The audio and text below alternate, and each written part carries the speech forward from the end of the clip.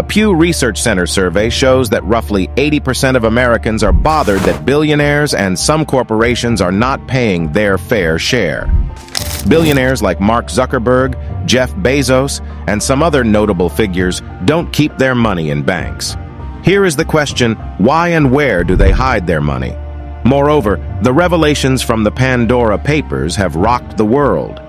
They showed that wealthy celebrities, political figures, billionaires, and heads of state around the globe are sheltering assets in offshore tax havens.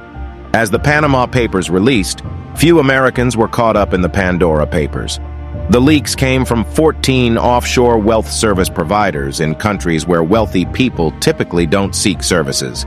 But rest assured, billionaires are deploying the same tools described in the leaks to avoid paying taxes: shell companies, complex trusts, and bank accounts in tax havens. They just don't have to go offshore. Even during the pandemic economy, the wealthy have realized tremendous financial gains. America's billionaires have seen their wealth grow by nearly $2 trillion since March 2020, even as the rest of the country suffered mass casualties and unemployment. But where is that money, and what are the secret strategies of billionaires to keep their money in a hide box? Don't worry, because in today's episode, we will reveal the secrets of billionaires to hide their large amounts of money. So stay tuned, and don't forget to subscribe to our channel.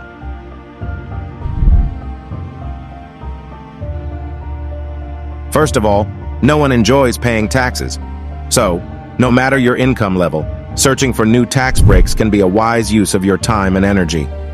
The billionaires, however, sometimes take steering clear of taxes to another level. Former Treasury Secretary Lawrence Summers and finance professor Natasha Sarin recently released a research paper with some eye-opening claims. According to Summers and Sarin, the top 1% of taxpayers are projected to avoid more than $5 trillion in taxes between 2020 and 2029. Of course, the legal tax reduction strategies used by billionaires are worth reviewing and utilizing when possible. Furthermore, starting a business is a common way billionaires aim to reduce their tax liability. Once you establish your business, tax deductions are just one of the benefits you may be able to enjoy. For starters, you can write off losses the business incurs in the beginning and then use business expenses to offset business income to lower taxable income, Dolan says. Additionally, you can put money into tax-deferred accounts, like solo 401k plans, which allow the business owner to save a lot more than traditional 401k plans, since you are contributing both as the employer and the employee. Another tactic the billionaires often use to shield income from taxes requires getting the family involved. If you have a business, you can use this strategy to your advantage too, by hiring your spouse or your children and paying them a salary. The IRS even says that one of the advantages of operating your own business is hiring family members. So, how does this help you exactly?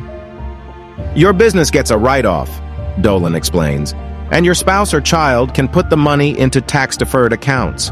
These accounts may further protect the money from taxes. Besides that, no list of the many ways the billionaires hide their money would be complete without mentioning notorious offshore bank accounts, such as those commonly used in the Cayman Islands, Switzerland, and Singapore. According to Pedro Nicolas da Costa, the ultra-wealthy currently have around 10% of the global gross domestic product, GDP, hidden away in offshore tax havens. Such tax havens, which often enable the wealthy to get out of paying their fair share of taxes, can contribute to income inequality in both the United States and around the globe. And here's a particularly sobering tidbit. By 2017, the United States had returned to roughly the same income inequality levels seen in this country during the Great Depression. While offshore accounts aren't illegal in and of themselves, they cross the line when people set them up for tax evasion. Vacation homes are another way the rich may opt to shield cash. With the increase of the standard deduction, a lot of homeowners no longer itemize popular items, such as mortgage interest on their primary residence. State and local income taxes, along with property taxes, are limited to $10,000 if you opt to itemize. But that's not the case with a vacation home, should you choose to let others stay there. Rent your vacation house for less than 14 days a year, and the rent you earn is usually tax-free. Rent out the house for more than 14 days a year and you can deduct expenses, other assets, or investments. He also points out that when you take money out of your life insurance policy, you can remove it as a tax-free loan against your policy's death benefit. Since it is a life insurance policy, there is still a death benefit if something unexpected happens. Moreover, you've likely heard about shell companies. But what are they exactly? A shell company is a business without operations or sizable assets of its own. Yet despite their shady nature, shell companies are sometimes legal. For example, an American business might establish a shell company when it wants to operate manufacturing plants in a foreign country. However, they frequently cross the line. An anonymous shell company, for example, can hide the assets of a business or an individual from the IRS, law enforcement, a spouse, creditors, and more.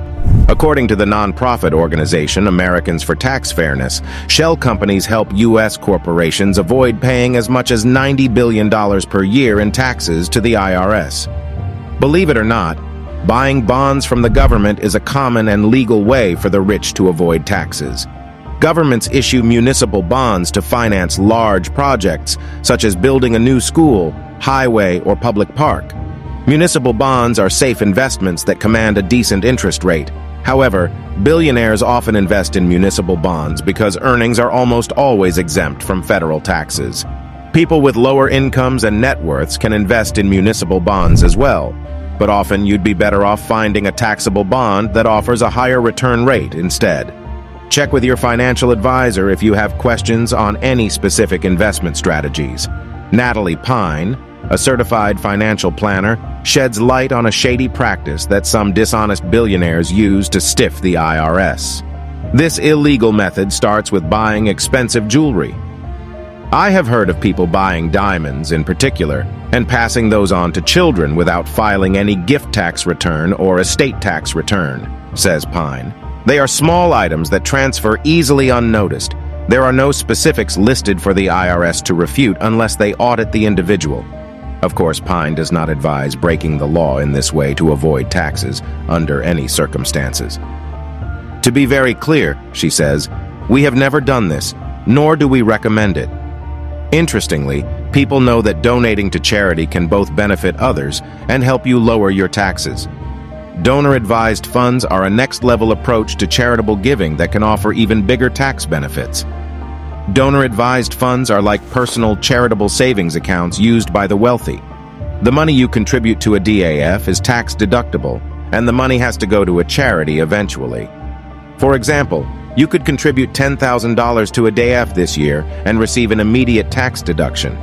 But you could let the money sit in there until 2030 and then choose to send it to a charity of your choice. When you put your money into a DAF, it's not yours anymore. However, it has the opportunity to grow over time and multiply your giving capability even more in the future.